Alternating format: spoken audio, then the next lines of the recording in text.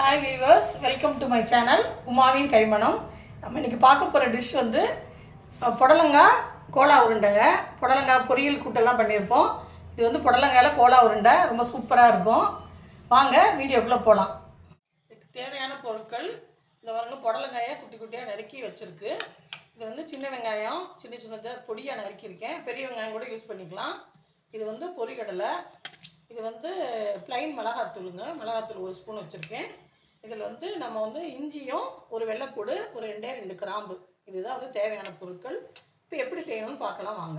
இப்போ வந்து புடலங்காயை வந்து ஒரு பாத்திரத்தில் போட்டு கொஞ்சமாக அதுக்கு தேவையான அளவு உப்பு போட்டு நல்லா பெசரி வச்சிடணுங்க. அதுக்கப்புறம் வந்து அது ஒரு 10 நிமிஷம் அது இருக்கட்டும், அதுக்கப்புறம் பண்ணலாம்.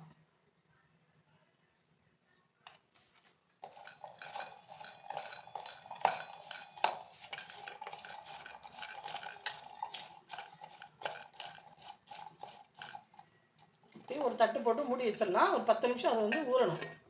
ஃபஸ்ட்டு பொரியல்லையே மிக்சியில் போட்டு நல்லா நைஸாக பவுட்ரு பண்ணி எடுத்துக்கலாம். நல்லா நைஸாக பவுட்ரு ஆகிடுச்சு. இது இப்படி இருக்கட்டும். இப்போ வந்து அடுத்தது வந்து நம்ம புடலங்காயை நல்லா புளிஞ்சு போட்டு நம்ம வந்து அரைச்சி எடுக்கணும். ஃபஸ்ட்டு இந்த புடலங்காயை எடுத்துக்கலாம். எடுத்துகிட்டு அது தண்ணி இருக்கும் அடியில். இந்த நம்ம உப்பு போட்டு பெசரி வச்சதுனால கொஞ்சம் தண்ணி இருக்கும். அதெல்லாம் நல்லா விட்டுட்டு இல்லை இறுக்கி புழிஞ்சு நம்ம இதில் போட்டு நம்ம வந்து அரைக்க போகிறோம். கூட வந்து இந்த வெள்ளைப்பூடு, இஞ்சி, இந்த கிராம்பு, இந்த 3ஐயுமே இதுக்குள்ளே போட்டுட்டு நம்ம வந்து இப்போ வந்து அரைக்க போகிறோம். இதை வந்து பல்ஸ் மோடில் போட்டு ரொம்ப நைஸ் ஆகாமல் அரைக்கணும்.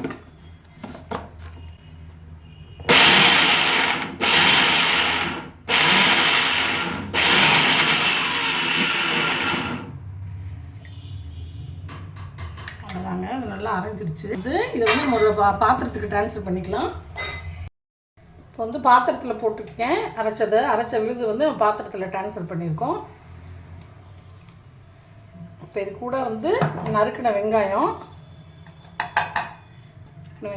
அந்த பவுட்ரு, மிளகாத்தூள் இதை போட்டுட்டு இந்த எல்லாத்தையும் ஒன்றா கலந்துட்டு இதை வந்து நம்ம அரைச்சி வச்சுருக்க பொடியை வந்து இதில் போடுவோம். பொரிகடலை பவுடர் போட்டு நல்லா பிசைஞ்சிக்கலாம்.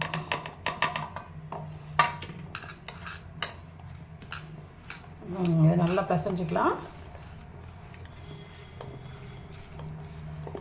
பிசைஞ்சிட்டு நம்ம வந்து இதை வந்து நல்லா உருட்டி நல்லா வந்து உருண்டையாக உருட்டிக்கலாம். உருட்டி ஒரு தட்டில் எடுத்து வைக்க போகிறோம்.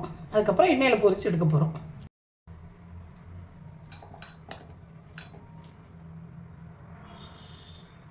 எண்ணெய் வந்து காய வச்சுருக்கேன். எண்ணெய் காஞ்சி போச்சு. இதை வந்து நம்ம எடுத்து நம்ம அந்த எண்ணெய்க்குள்ளே போட்டு நல்லபடியாக பொரித்து எடுத்துக்கலாம்.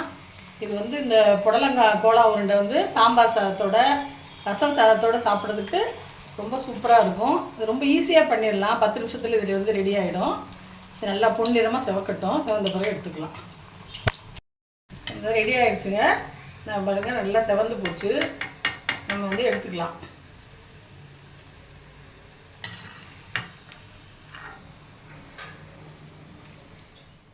கோலா உருண்டை ரெடி ஆகிடுச்சுங்க. இது வந்து இந்த வீடியோ உங்களுக்கு பிடிச்சிருந்தா ஷேர் பண்ணுங்கள், சப்ஸ்கிரைப் பண்ணுங்கள். தேங்க்யூ.